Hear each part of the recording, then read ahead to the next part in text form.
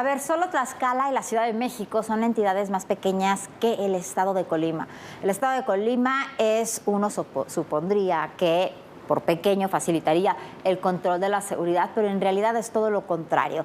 La violencia que se vive en Colima es la más alta de todo el país, partiendo de las muertes per cápita, unos 250 casos por cada 100,000 habitantes. Sí, la violencia es cotidiana, ha aumentado en forma continua durante los últimos años y ha alcanzado a todos, desde niños hasta amas de casa, desde jueces hasta exgobernadores. Pero ayer no solo hubo tiroteos, varios en el estado, sino que incluso alguien atacó el zoológico local, dejando varios animales heridos. Una violencia creciente y absolutamente irracional la que se vive en Colima. Las disputas territoriales del crimen organizado en Colima han llevado a la violencia a niveles nunca antes vistos. Marzo es el mes más violento en la historia de la entidad, con 98 homicidios dolosos. De acuerdo con autoridades estatales, la violencia comenzó a escalar desde la riña en el penal de Colima el 25 de enero por disputas entre el cártel Jalisco Nueva Generación y sus antiguos aliados, el cártel independiente de Colima, también conocidos como los Mezcales. 9 internos murieron y 8 resultaron heridos. El secretario de Seguridad Pública de Colima, Manuel Gerandi, confirmó la ruptura de ambos grupos.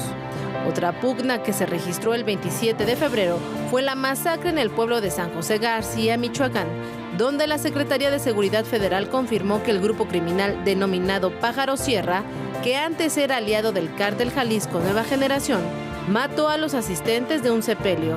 El hecho marcó el rompimiento entre ambos bandos, que permanece hasta la actualidad y ha escalado los actos violentos en Colima.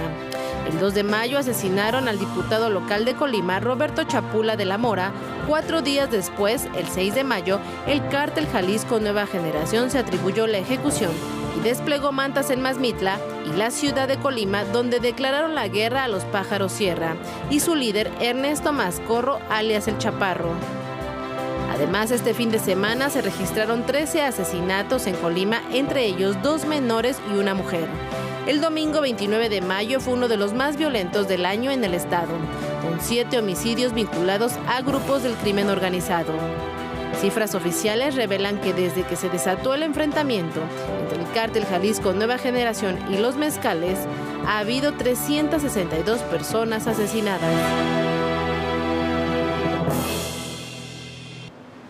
Bueno, los números de la violencia en Colima es un estado relativamente muy pequeño, es uno de los 3 más pequeños del país, pero la violencia que se sufre en Colima, como decía Viviana al inicio de esta emisión, que tendría que ser un estado relativamente sencillo para controlar, tiene problemas gravísimos. Los delitos del fuero común son 294, casi 300 por cada 100,000 habitantes. Los homicidios dolosos son 30.40 por 100,000 habitantes. Los feminicidios, 19 casos por 100,000 habitantes.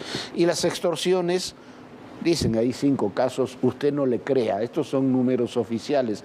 Las extorsiones son constantes, las extorsiones implican y transitan por todo el estado de Colima.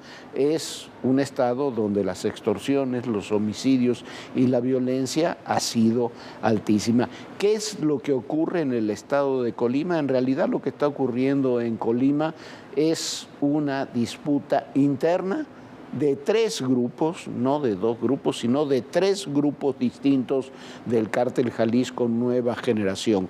Por una parte, el grupo le llaman el Chaparrito, detenido en marzo pasado, que era considerado el jefe de plaza, Aldrin Miguel Jarquín. El Chaparrito fue detenido, decíamos, en marzo del 22.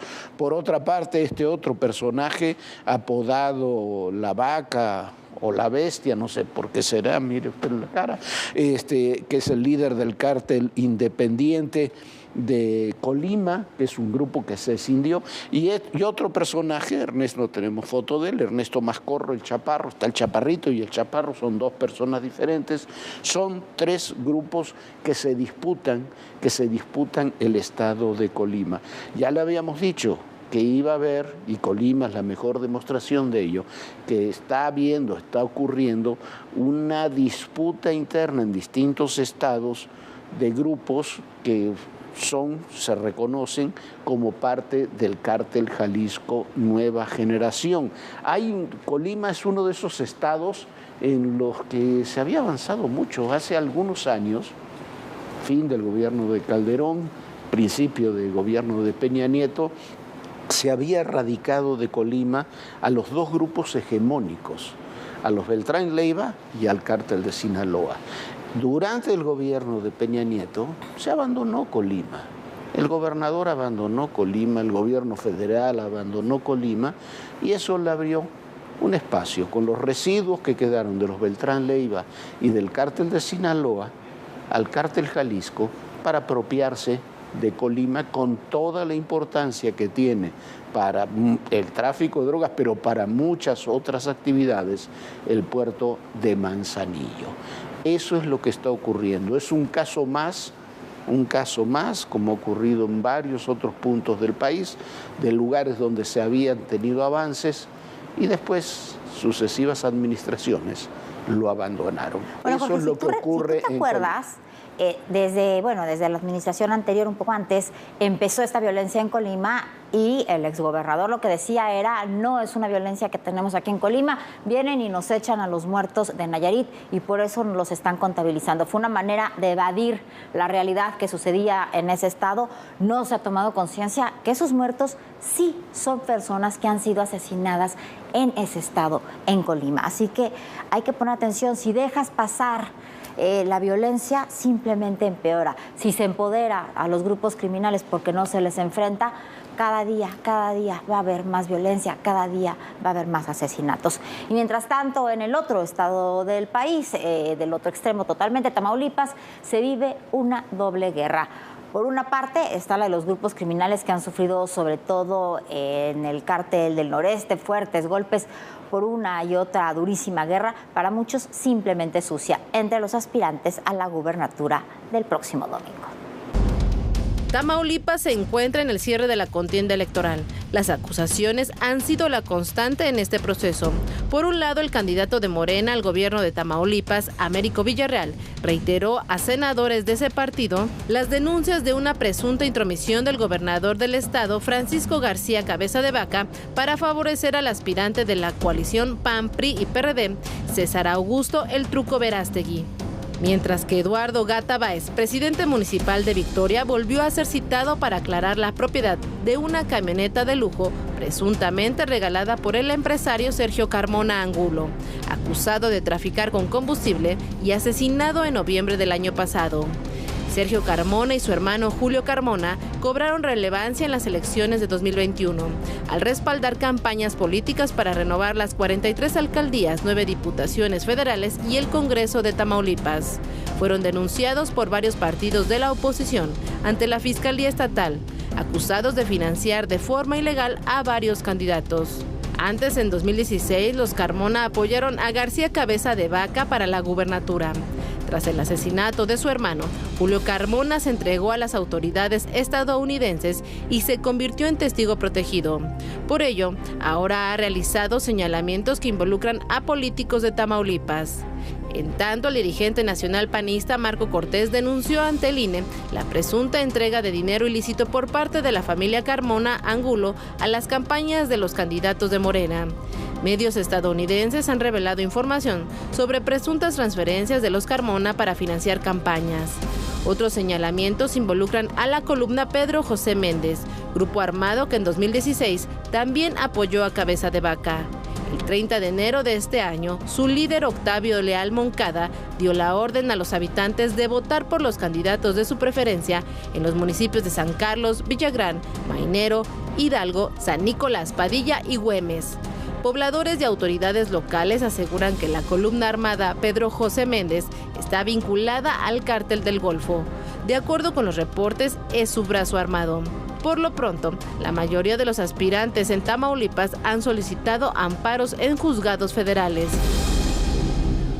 Bueno, mire usted, lo que viene para el domingo en estados como Tamaulipas es un cochinero. Va a haber muchos problemas en algunas elecciones, una de ellas la de Tamaulipas, la de Durango. Va a haber muchos problemas porque van a ser elecciones muy cerradas. Quizás la de Tamaulipas, según las encuestas, ahora la vamos a ver, no tanto, pero van a ser un cochinero. Hay muchas manos metidas, muchas acusaciones, muchos temas que se salen fuera de este ámbito. Y si usted quiere tener una demostración de ese cochinero, váyase con toda esta fiesta de audios de Alejandro Moreno, de Laida Sansores, de Alejandro Moreno involucrando a Manuel Velasco. Es un cochinero. La política nacional a esos niveles es cada día más sucia. Y ahí sí, todos los partidos parece que se parecen. Pero bueno, ¿cómo están las cosas en Tamaulipas? Según Poll de Polls, a ver que estos son los números. La diferencia entre Américo Villarreal, el candidato de Morena, PT y el Verde, contra César Verástegui, aparentemente es muy amplia, 57 contra 36. Dicen en Tamaulipas, insiste el gobernador, que los números están mucho más cerrados. A ver qué es lo que dicen los electores. Por lo pronto son casi 20 puntos de diferencia. Mañana hay algo muy importante, a ver si no lo difiere la Suprema Corte. Tienen que decidir sobre si la Federación puede pedir la detención del gobernador Cabeza de Vaca. Eso va a definir muchas cosas. A ver si la Corte decide mañana, porque si decide a favor de Cabeza de Vaca no lo podrán detener, obviamente, las autoridades federales, por lo menos hasta que deje la gobernatura por las acusaciones que le hacen. Si deciden que la Federación es la que tiene la razón, pueden detenerlo incluso antes de las elecciones. No va a ser nada sencillo el escenario en Tamaulipas. ¿Por qué? Porque estos dos hombres, sobre todo, Américo Villarreal y Verástegui, se han acusado de prácticamente todo. Otra elección que va a estar aparentemente abierta, aunque algunos dicen que se ha ido cerrando, es la de Aguascalientes. Ahí sí va a ganar con claridad, tendría que ganar con claridad la alianza con Teresa Jiménez del PAN, PRI, PRD, contra Nora Rubalcaba. Se han acercado, pero siguen siendo 10 puntos de diferencia en un estado relativamente pequeño. A ver qué es lo que sucede. Y el otro estado, donde también va a haber elecciones, ayer le dimos 3, este es el tercero, también hay una amplia diferencia, a pesar de que también hay algunas encuestas que andan girando por ahí, que hablan de otros números. Lo cierto es que Julio Menchaca tiene una amplísima diferencia respecto a la secretaria general del PRI, Carolina Villano, que es la candidata de PRI, PAN, PRD. Francisco Burganza, que ha recorrido todos estos partidos y le falta ser candidato independiente, va por Movimiento Ciudadano, tendrá solamente 7% de los votos. Así están las cosas de cara a las elecciones del domingo. Le reiteramos, el domingo vamos a tener una muy amplia cobertura aquí en ADN 40 de todo el proceso electoral. Me llama la atención a ver lo que ocurre el domingo, esta serie de campañas muy sucias, en donde participan todos en varios de los estados en disputa. En todos ha ocurrido, pero particularmente habrá que ponerle los ojos a Durango y a Tamaulipas. ¿Por qué? Por la fuerte presencia del crimen organizado en ambos estados. Bueno, Jorge, como bien dices tú, también hay que ponerle atención a Oaxaca, que finalmente parece que sí va a ganar Salomón Jara, el candidato de Morena, pero también ahí se están desatando problemas serios de seguridad. Va a ser una elección complicada, pero bueno, como ya le dijo Jorge, le tendremos todos los detalles y estaremos cumpliendo y cubriendo la jornada electoral desde la mañana. Así que acompáñenos el domingo y aquí continuamos en Todo Personal.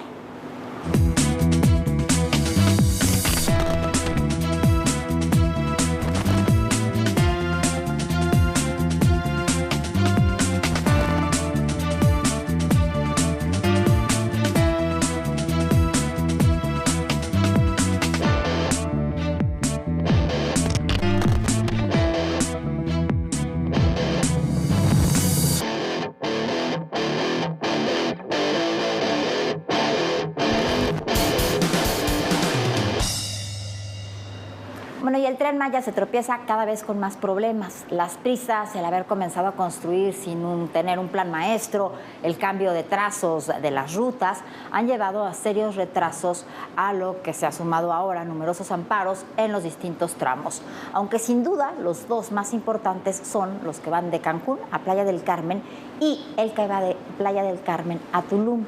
Ahora un juez dictó un amparo definitivo para suspender estas obras de este tramo porque hay evidentemente un problema porque no se tienen todos los estudios de manifestación de impacto ambiental.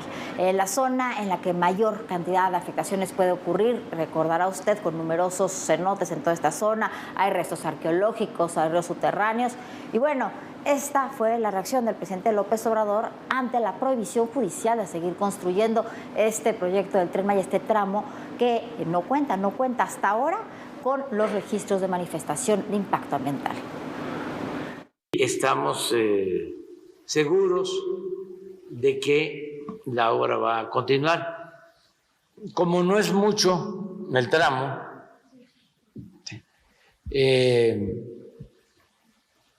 aunque esté parada la obra ahora, vamos a reiniciar y a recuperar tiempo.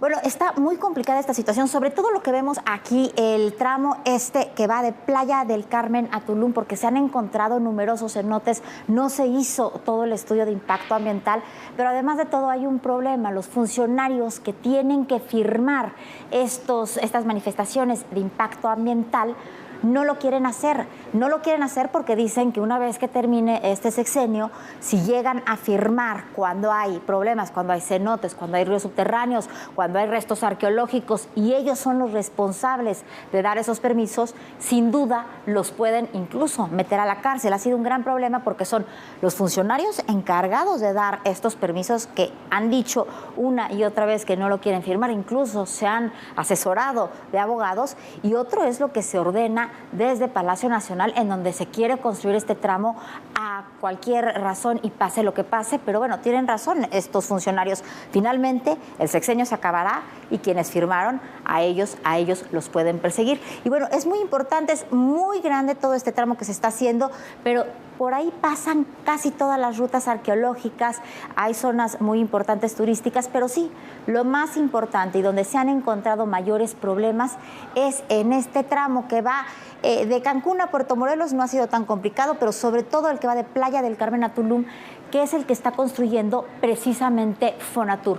En este momento, por mandato judicial, no se puede seguir construyendo, aunque se ha dicho que son obras que se están haciendo por seguridad nacional y bueno, se tienen que respetar las órdenes judiciales. A ver qué pasa, a ver cómo se van dando estas cosas, y mientras los funcionarios encargados de firmar estos papeles de impacto ambiental, estos permisos, no lo hagan, pues no se va a tener, y no lo van a hacer mientras sigan construyendo sobre cenotes y sobre ríos subterráneos, cuando puede haber un gran problema en un lugar que ha costado muchísimo trabajo poderlo preservar. ¿Por qué? Porque ha crecido toda esta zona de una manera muy rápida.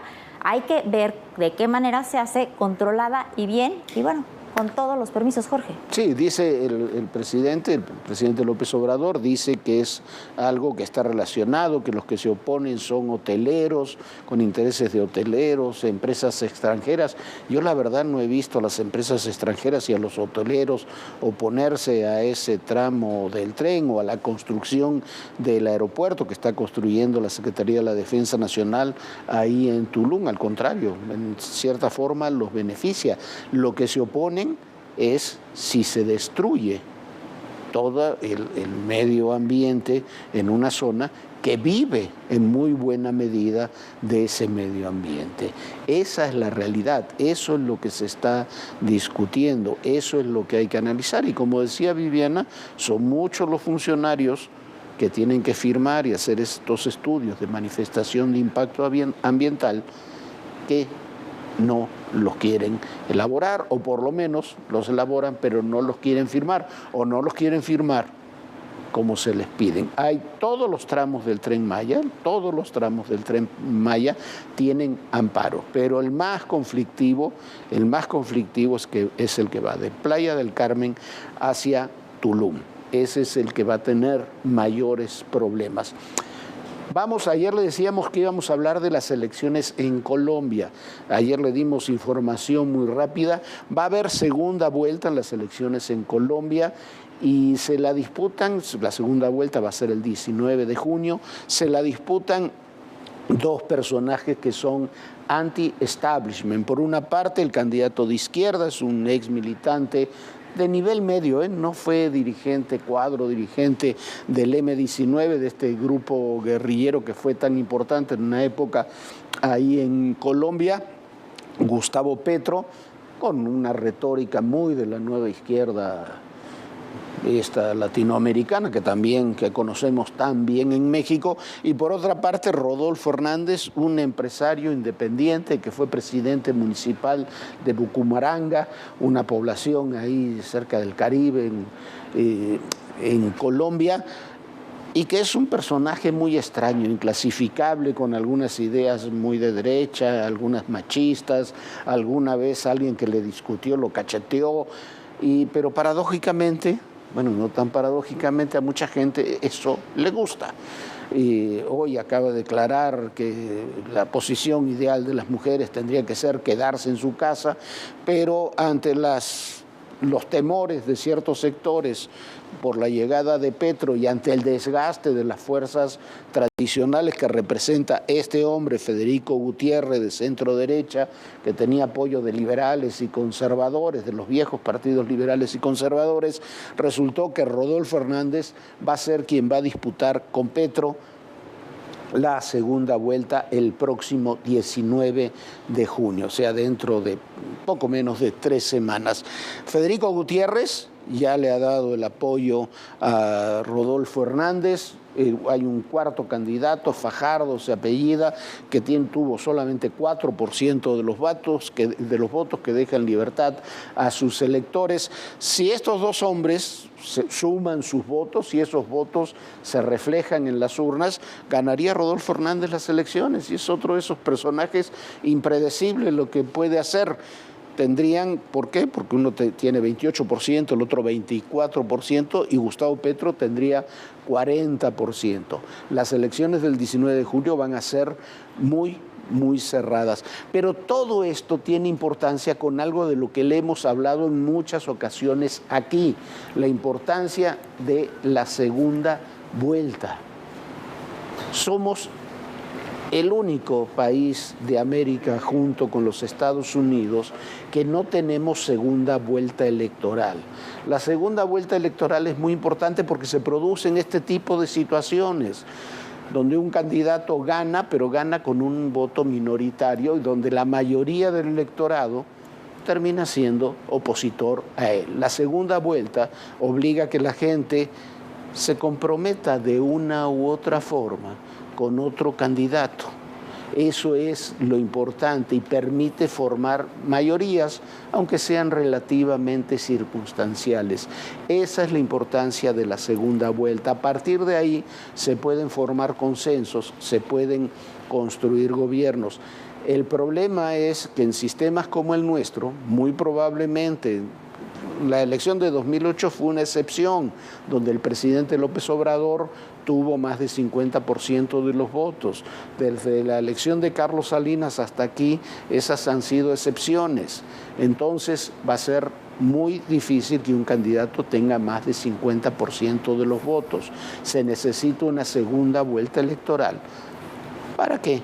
Para que pueda haber mayor competencia y gobiernos con mayorías más sólidas. Pero para eso también se necesita algo que tampoco tenemos, un sistema mucho más liberal, vamos a llamarle así, que permita mayor participación para que aparezcan candidatos, nos guste o no, como este hombre Hernández, nos guste o no sus posiciones, que puedan hacer una campaña sin tener una estructura partidaria detrás. Si este hombre gana las elecciones, no va a tener ni siquiera grupo parlamentario propio.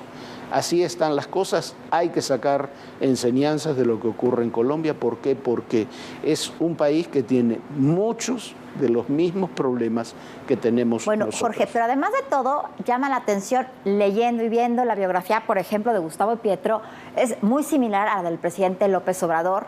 Estuvo 3 elecciones en campaña, finalmente en la última elección perdió 2 veces, gana con un propio movimiento que él hace, y es de alguna manera lo que estamos viendo, el hartazgo de la gente que quiere votar por algo completamente distinto. Ahora este candidato que bien dices tú, Rodolfo Hernández, ya el otro candidato, Federico Gutiérrez, le ha dicho que le va a dar su apoyo.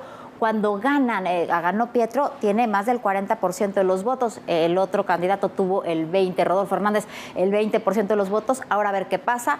Veremos en esta segunda vuelta si efectivamente Federico Gutiérrez y Rodolfo Hernández se unen o si gana Pietro. Ahí están las cosas, Jorge. Una elección que además de todo va a cambiar y puede cambiar todo lo que es América Latina y ya irnos a un bloque prácticamente de izquierda, Jorge. Izquierda populista, que es diferente porque hay muchas izquierdas. Ahí, hay que ver qué es lo que sucede. Habrá que estar muy atentos a la elección entre Petro y Hernández el próximo 19 de junio. Ya nos vamos. Muchísimas gracias por habernos acompañado. Buenas noches, Jorge. Muy buenas noches. Bien, y recuerden, el poder en la política, todo, pero absolutamente todo, es personal. Gracias.